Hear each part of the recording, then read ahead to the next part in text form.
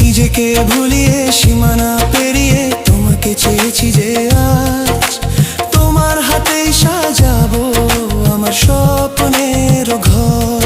আমি তোমার প্রেমে পড়ে দুনিয়া ভুলে গেছি।